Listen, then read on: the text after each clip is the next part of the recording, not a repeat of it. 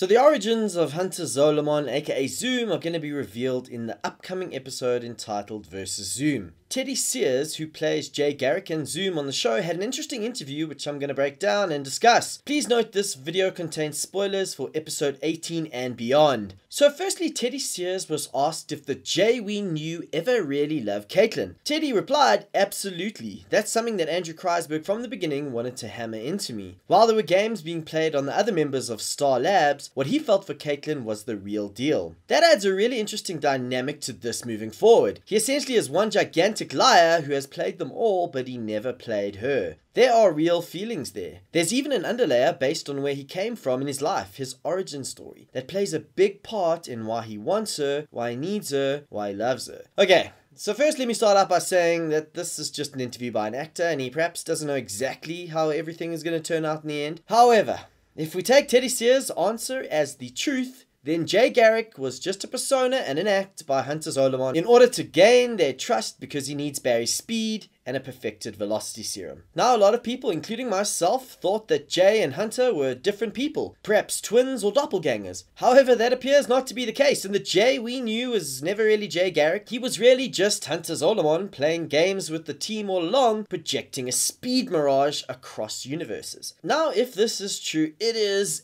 absolutely littered with plot holes. One of the biggest plot holes is that they actually showed a flashback of Jay fighting Zoom when he was pulled through the breach. I mean, was he doing a speed mirage just by himself? Now, why did the show deliberately show us this deceptive scene? They could have just had Jay saying he was in a fight with Zoom and he got pulled through. So he could have just been lying. Why did they have to show us that deceptive scene? And how could Hunter have maintained a speaking speed mirage across universes when the Reverse Flash could only do it in the same room and they are of similar speed? And even then, the Reverse Flash needed the help of a recording. And how could he possibly have maintained a speed mirage when helping Joe, Iris, and Caitlin on Earth 1 when he was frozen by Killer Frost on Earth 2?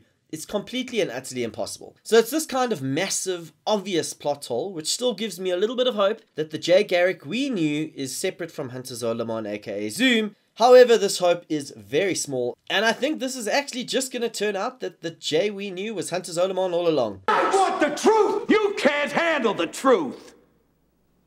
So anyway, for this video, I'm going to assume that this is correct and explore some of the remaining mysteries left on the show. But before that, a quick bit of interesting information from the interview. Apparently, Teddy Sears is only in the Zoom suit when the mask is off, and otherwise he's played by stuntman Ryan Handley, who had those brown eyes, which made some of us think that Zoom could possibly be John Wesley Shipp, Barry's dad. But that was before they blacked out his eyes. So on to some of the remaining mysteries. Why did Hunter Zolomon choose to call himself Jay Garrick and wear his father's helmet and jacket? And did he receive this helmet and jacket from his biological father? Remember, the helmet was apparently his father's that he received while being a soldier in the War of the Americas on Earth 2. And how much of the explanation that he gave to Caitlin regarding Hunter Zolomon of Earth 1 was true? In that Zolomon is his adopted surname because his mother died in childbirth and he was adopted. And is his biological surname, in other words, the surname of his father and his mother, Garrick? Now, if his biological father was a Garrick, and this is his father giving him the helmet, perhaps he used the name Jay Garrick because of his father. Or perhaps he has a brother named Jay Garrick. But I think we can safely assume that the Jay Garrick name was not just made up, and is definitely part of who Hunter is and one of his family members, either his father or his brother. So that leads me then to the big remaining question.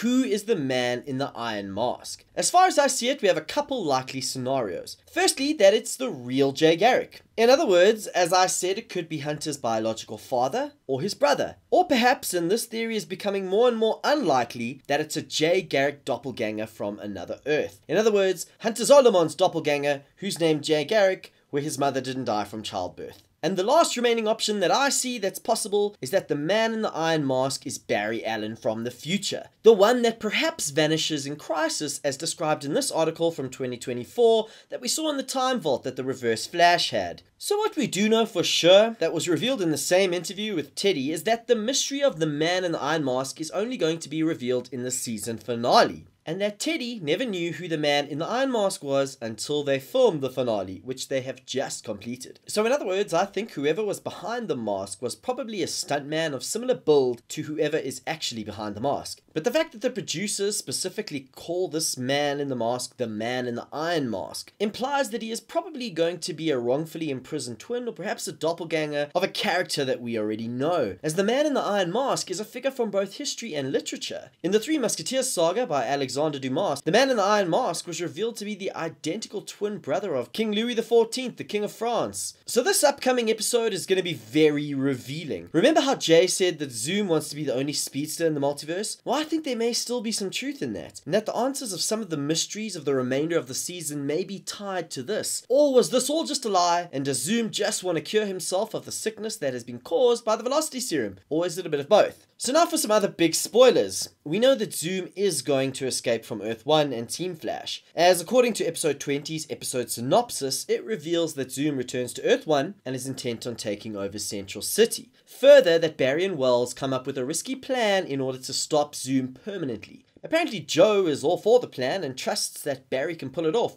but Barry's biological father Henry returns to the show and wants Barry to play it safe, so he's against the plan. Now the villain of episode 20 is from the Vibe comics and his name is Rupture. On the show he's going to be the Earth 2 doppelganger of Cisco's brother Dante, who's going to be coming to Earth 1 in order to take revenge on those who killed his brother. In other words, Cisco's doppelganger Reverb from Earth 2. So as I said, Rupture is a character in the Vibe series in the New 52, but in the comics his real name isn't Dante, but rather he's their other brother Armando Ramon. He's also called the Hound of Mordeth, Mordeth being a villain with similar powers to Vibe, in that he can open portals or breaches to other dimensions and universes. It's a power that Vibe on Earth 1, aka Cisco, is going to learn in the upcoming episode, as he's going to be the one who reopens the breaches between Earth 1 and 2. So there you have it! Hopefully you enjoyed this video. If you did, please like and then share it. I post lots of videos every week on comic book, movies, TV, including Star Wars, Game of Thrones and other blockbusters, so why not subscribe? Thanks again, cheers for now.